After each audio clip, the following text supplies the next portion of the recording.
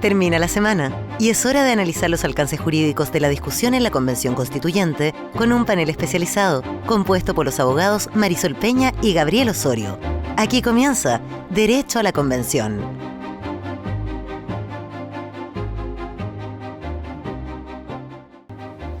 ¿Qué tal? ¿Cómo están? Bienvenidos a Derecho a la Convención, este programa de pauta especializado en analizar las dimensiones jurídicas y legales de lo que va ocurriendo durante las semanas, semana a semana, en la Convención Constitucional.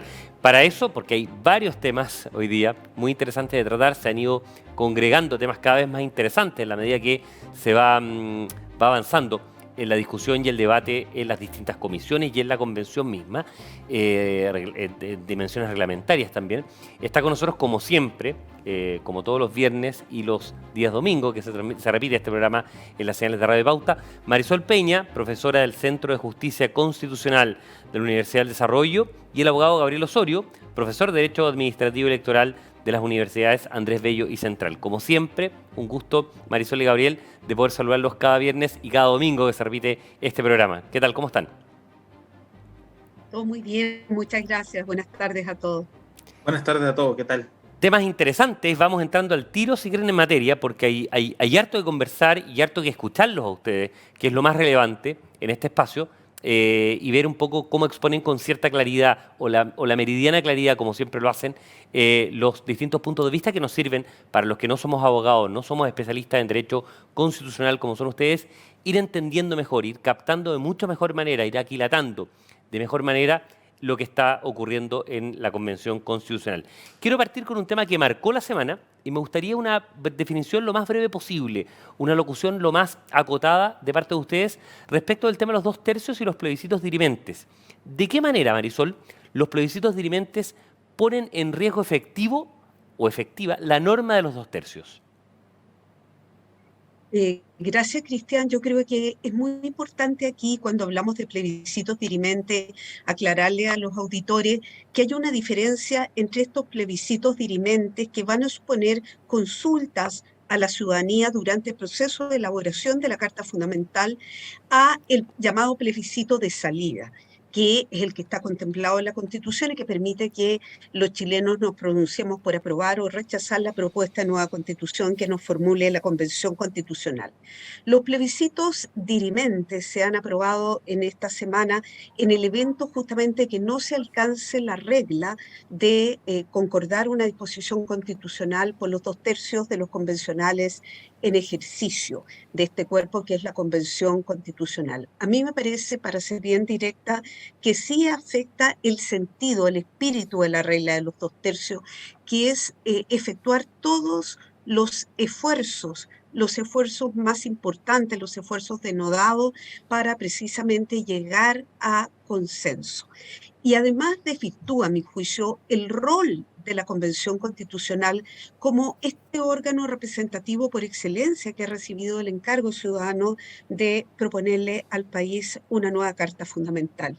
Y una tercera consideración con la cual cerraría este breve comentario es decir que a mi juicio los plebiscitos dirimentes, que no sabemos sobre qué materias, porque están diferidos a la elaboración de un reglamento específico, van a tener lugar, creo que desvirtúan al final el plebiscito de salida, porque si ya la ciudadanía se ha pronunciado en las etapas de formación de las normas constitucionales, este sentido aprobarla o rechazarlas como un todo creo que termina siendo desfigurado.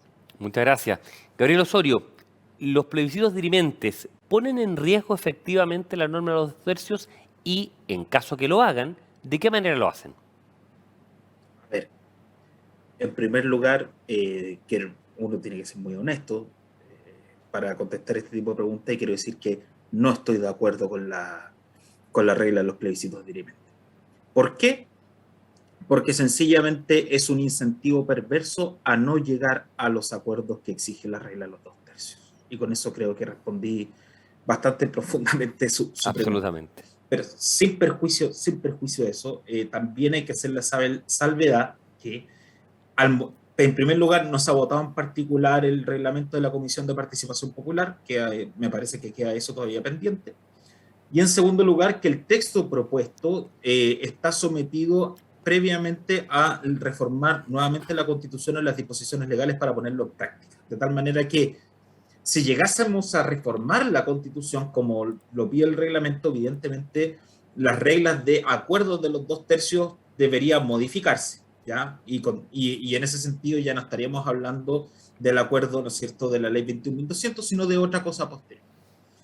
Y en segundo lugar, si no se llegase a materializar una reforma constitucional, no es posible la realización de los plebiscitos dirimentes.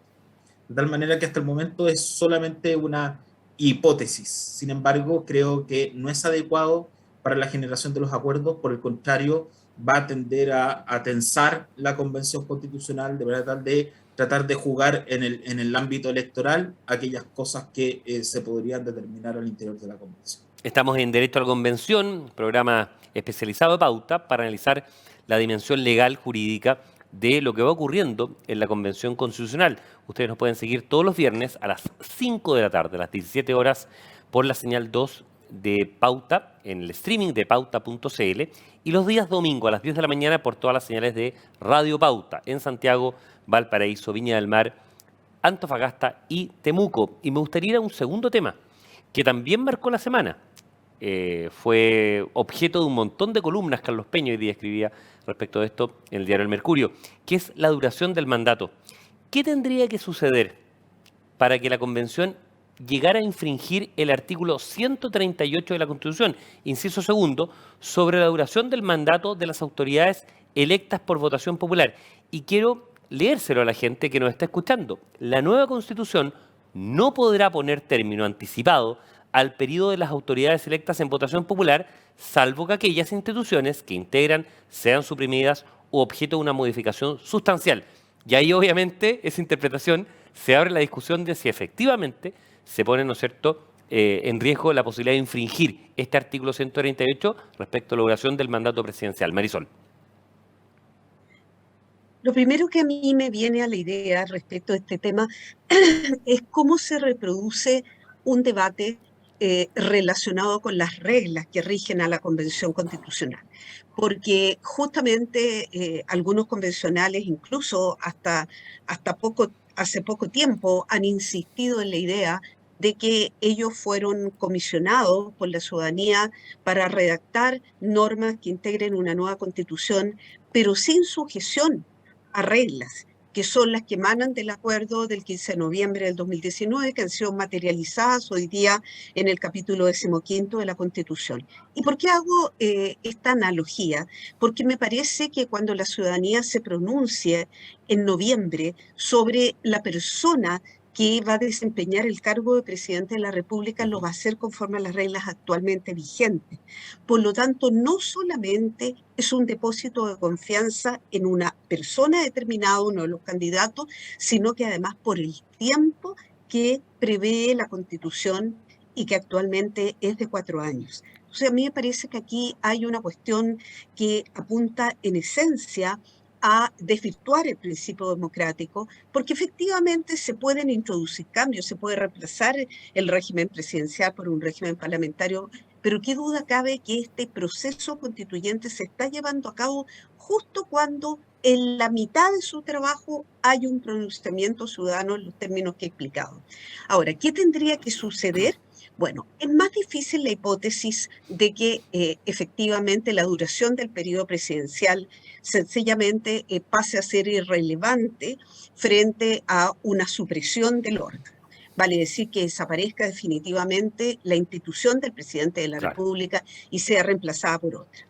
Lo difícil, y creo que ya está advertido en tu pregunta, Cristian, es cuando hay una modificación sustancial. ¿Y el cambio de régimen presidencial a presidencial a semipresidencial o parlamentario o semiparlamentario, lo que uno quiera, podría caber dentro de esas causales? A mí no me parece.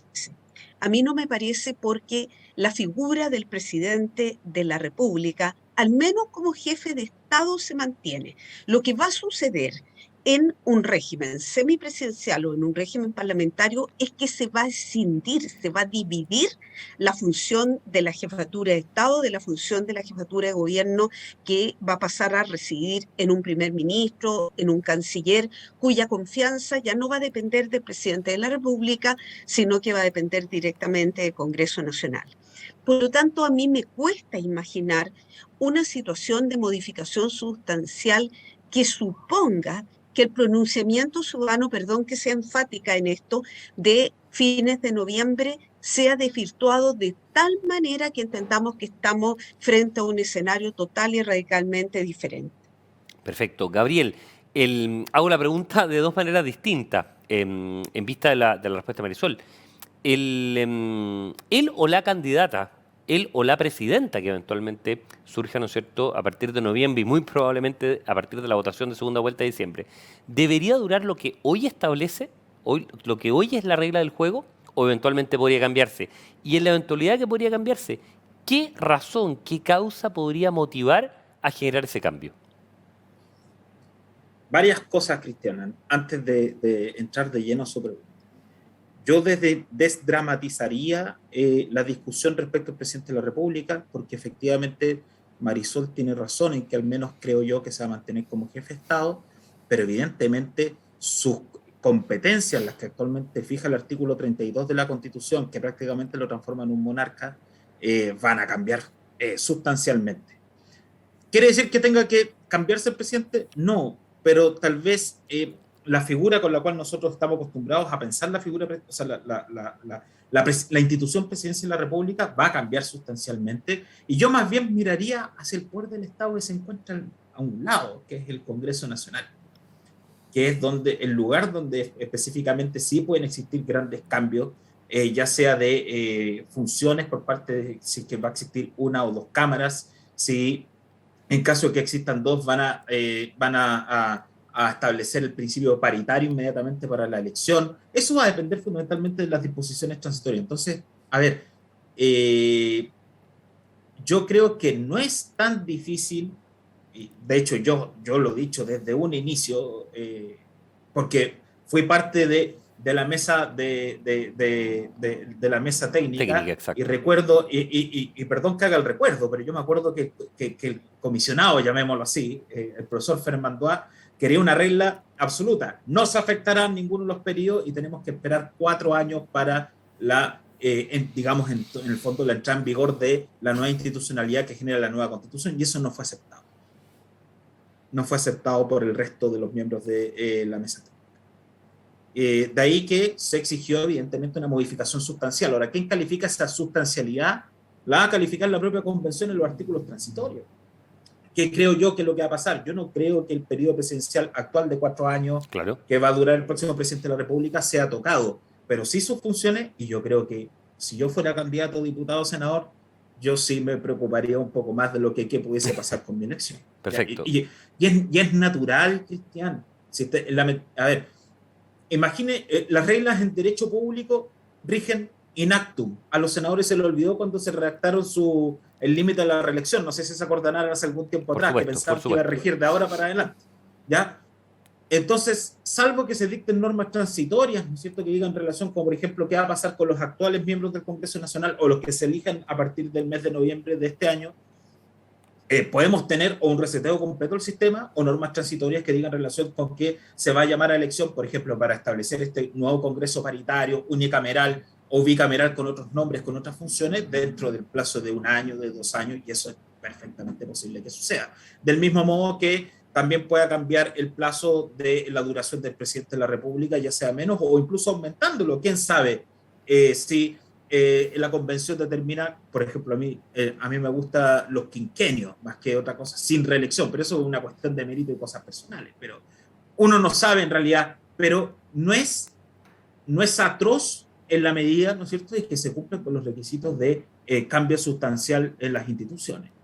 Estamos hablando con Gabriel Osorio, profesor de Derecho Administrativo y Electoral de las Universidades Andrés Bello y la Universidad Central, y con Marisol Peña, abogada y profesora del Centro de Justicia Constitucional de la Universidad del Desarrollo en Derecho a la Convención, este espacio semanal que desarrolla Pauta y que se transmite todos los días viernes a las 5 de la tarde por la señal 2 de Pauta. Ustedes lo pueden ver en el streaming de Pauta en pauta.cl y los días domingo a las 10 en punto de la mañana en todas las frecuencias que tiene Radio Pauta en Chile, en Santiago, en Viña del Mar, Valparaíso, Antofagasta y Temuco.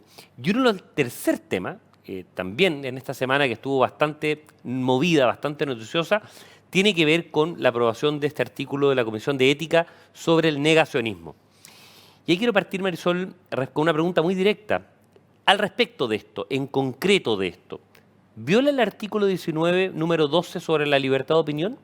Porque ha habido mucha opinión, mucha reacción, mucho análisis respecto de algo que es muy reciente en esta dimensión de la Comisión de Ética, pero que pareciera ser que es de los aspectos más relevantes que hay en estos algo más de 3 meses, o no, hoy día se cumple de hecho 3 meses de vida de la Convención Constitucional. Bueno, yo ya estoy obligada a repetir lo que he dicho por algún medio de comunicación hace un tiempo, desde el momento que la Comisión de Ética empezó a discutir el tema del negacionismo. Yo expresé mi convicción de que aquí había una forma de censura previa que afectaba la libertad de expresión. ¿Y por qué?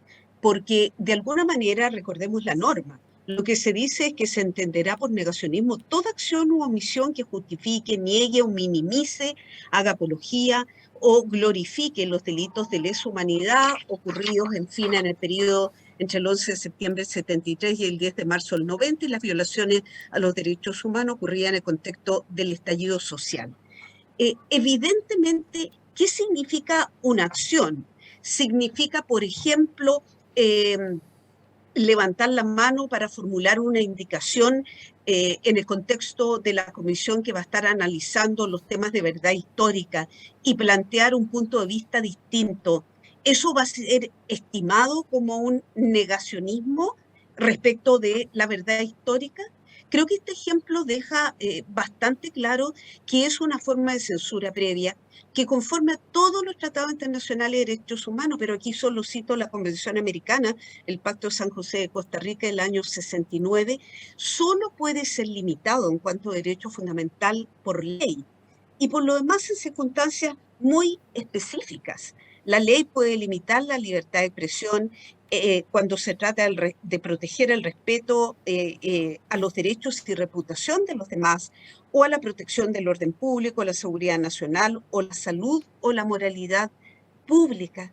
Pero la expresión de una opinión puede ser estimada ex ante, en forma previa, como una conducta que además, porque esto está muy cerca del artículo relativo a la proscripción de las conductas de odio, pueda ser considerada por algunos como odiosa, repulsiva o irrespetuosa de los derechos de los demás sin haber mediado ley. Termino diciendo que también la Convención Americana de Derechos Humanos es tan clara en la prohibición de la censura previa que exige más bien que siempre las opiniones puedan manifestarse y que por ende el sistema de responsabilidades sea ulterior, es decir, que se sanciona a una persona cuando la conducta efectivamente se haya configurado, pero no de forma de inhibirla a expresar una opinión. Gabriel Osorio, ¿viola este artículo 19, número 12, o viola, perdón, esta disposición de la Comisión de Ética, el artículo 19, número 12, sobre la libertad de opinión, que actualmente existe, opera? Gracias, Cristian. La norma es poco feliz. Cuando uno quiere decir que la norma está muy mal redactada, a veces se dice es poco feliz. Y en realidad la norma puede entenderse en su amplitud del tipo, ¿no es cierto?, como toda acción o omisión que justifique, niegue o minimice, haga apología, glorifique.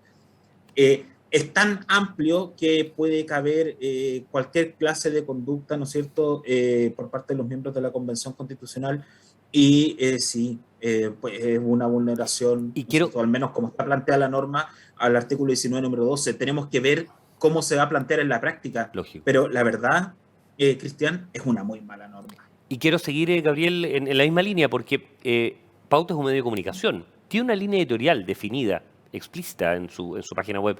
Y hay otros medios, ¿no es cierto?, que existen con líneas editorial A, B o C. ¿Qué pasa con eso? ¿Qué pasa con esta caja que establece la norma actual, esta cancha que nos invita a jugar? Un medio de comunicación con una línea editorial determinada podría caer en falta, por ejemplo, tal como estaba redactada, y es una pregunta que hago a Gabriel y Marisol. No, no, porque esta norma se le aplica exclusivamente a los miembros de la Ok. Convención Constitucional. ¿Ya? Así O es. sea, usted puede estar tranquilo Absolutamente.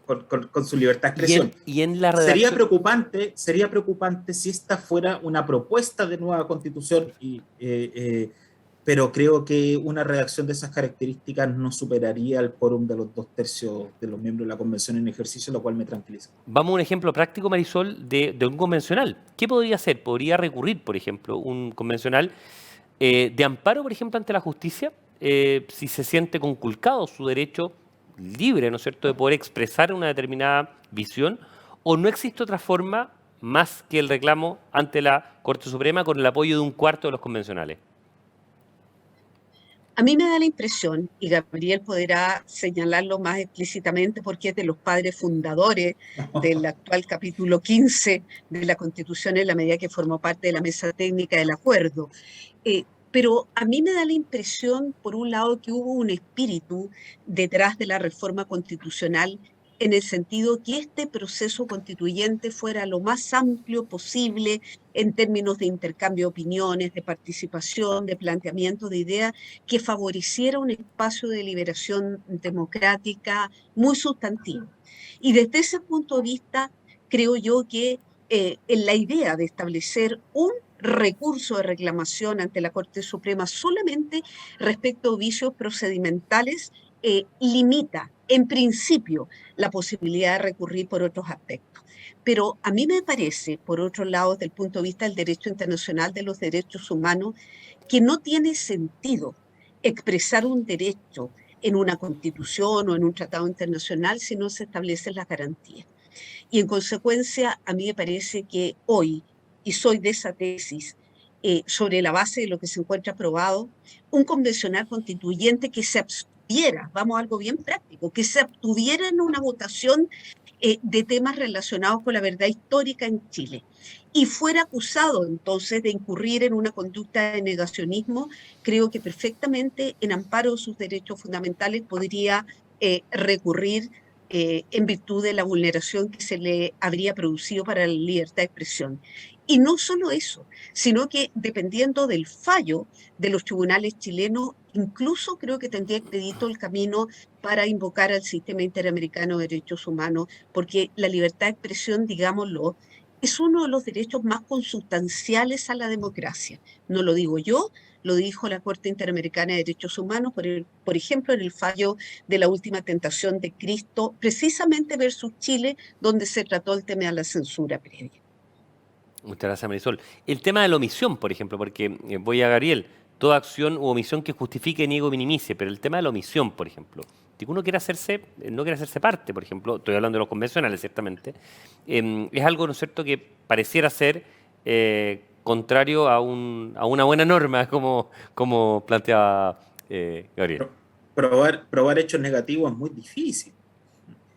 Y sobre todo, ¿qué es omisión? Simplemente no decir nada frente a la intervención de un convencional constituyente es extraño. Ahora, ¿sabe qué, Cristian? Respecto al tema del recurso de protección, actualmente yo tengo entendido que a propósito de la votación del reglamento, algunos convencionales recurrieron de protección en contra de la Convención Constitucional, que fue declarado Sí, inadmisible por la Corte de efectivamente. Apelación de Santiago, y que fue, se interpuso recurso de apelación, tengo entendido, ¿no? De reposición con apelación en subsidio, Ujú. en contra de esa declaración de inadmisibilidad, y veremos lo que nos dice la tercera sala de la excelentísima Corte Suprema, si es que efectivamente confirma esa inadmisibilidad o por el contrario, y que lo que ha sucedido en otros recursos de protección respecto a la Convención Constitucional, como por ejemplo el recurso que interpuso el convencional Logan en contra de aquellas disposiciones de la Convención referidas ¿cómo se llama esto?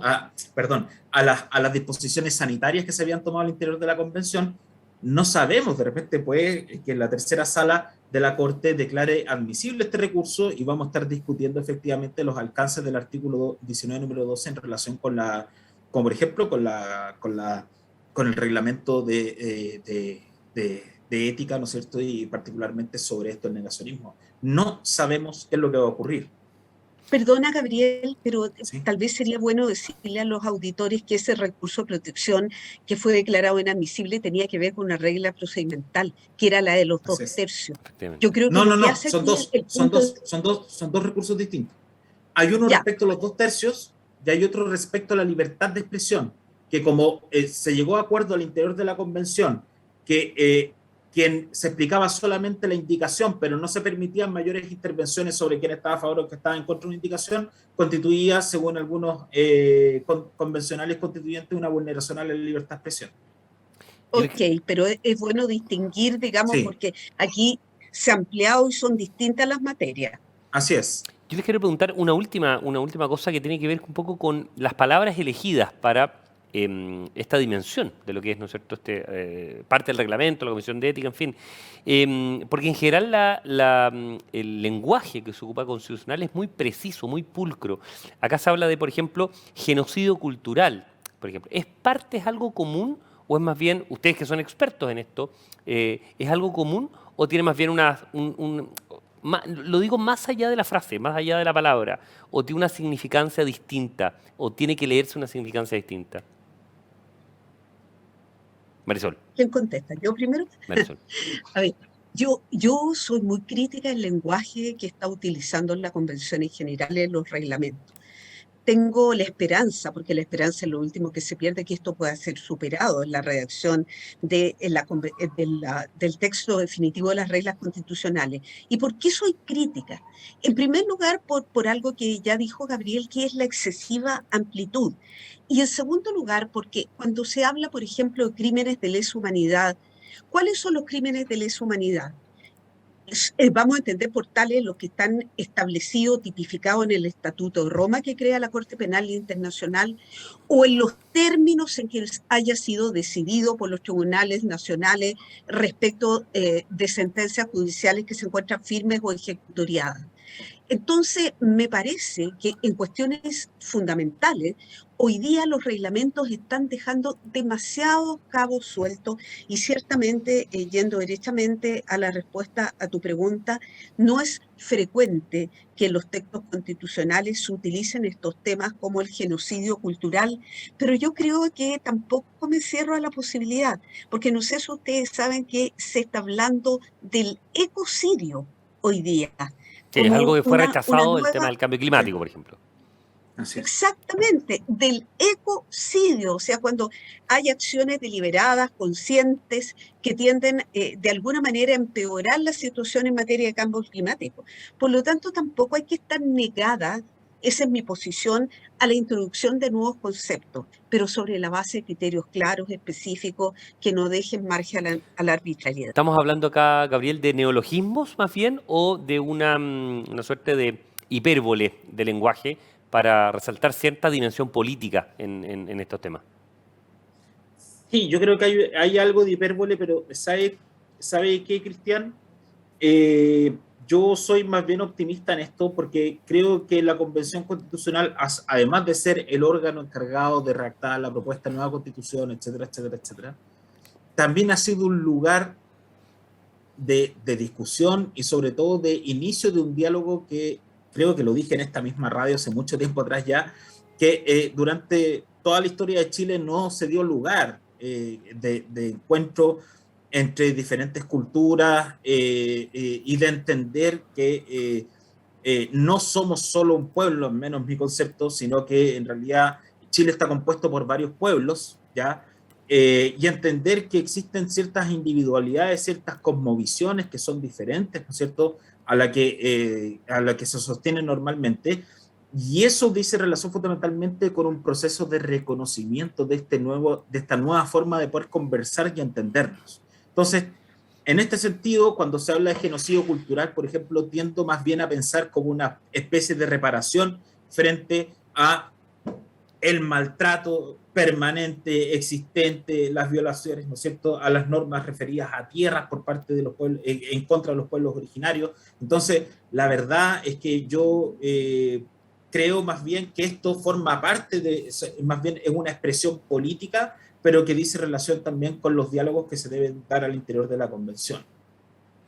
Gabriel Osorio, profesor de Derecho Administrativo y Electoral de las Universidades Andrés Bello y Central, y la abogada Marisol Peña, profesora del Centro de Justicia Constitucional de la Universidad del Desarrollo. Como siempre, muchísimas gracias por haber participado en este nuevo capítulo de Derecho a la Convención, el programa de pauta que se centra en el análisis jurídico del desarrollo que está teniendo semana a semana la Convención Constitucional. Ustedes nos pueden seguir todos los días viernes a las 5 de la tarde por la señal 2 de streaming de Pauta, en pauta.cl, y como siempre los días domingo a las 10 de la mañana en todas las señales de Pauta, en Santiago, Antofagasta, Valparaíso, Viña del Mar y Temuco. Marisol y Gabriel, encantado como siempre, y nos estamos encontrando la próxima semana. Que tengan muy buenas tardes. Buenas tardes.